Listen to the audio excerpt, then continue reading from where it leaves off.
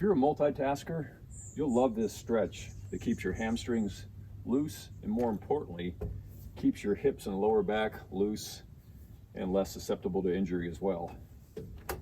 So today let's take a look at why this seemingly simple stretch, of which you may already do a version of, is so effective at keeping you healthy and playing your best. First, a couple of technical things. Here's the anatomy of your hamstring area.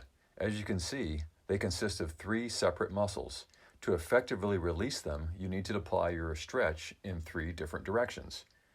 Tight hamstrings pull on your ischial tuberosities, and even if you don't know what those are, it's really bad. This can pull your lower back out of proper alignment and cause persistent pain, or sciatica.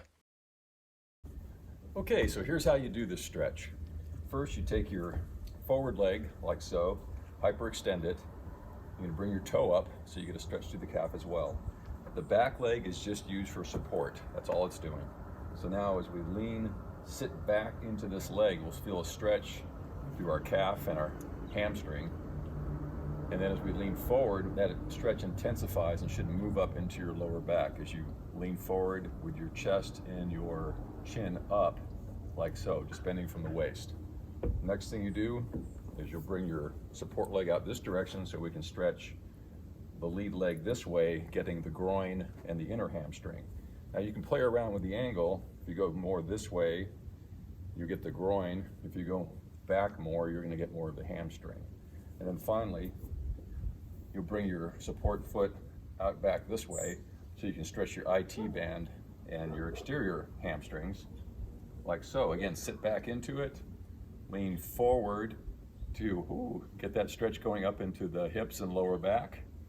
And you want to hold these stretches if you can for about 30 seconds while you're doing something else. That's why this works so well when you're multitasking. You don't have to devote time for this. You actually can spend more time doing the stretches rather than rushing through them. So then you do the same thing with the opposite leg, like so. Lean forward, get that hamstring stretch that way, support leg this way, groin, and then back this way to get the outside of your leg.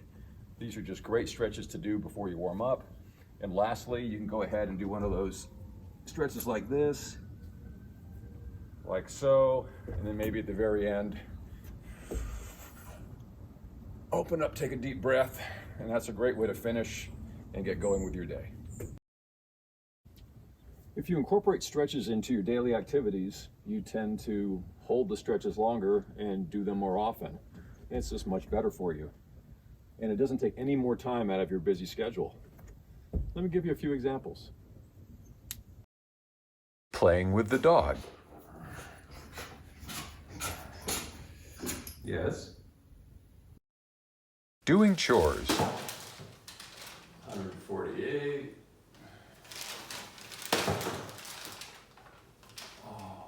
149.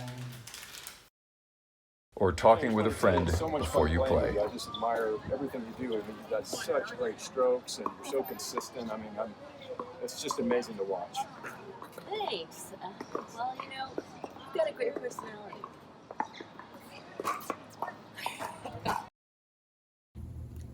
So make these stretches part of your daily routine and see if that tight back starts to loosen up just a little bit more. As we get older, we need this kind of self-care to be flexible and stay healthy and play our best. Remember, the more you move now, the more you move later.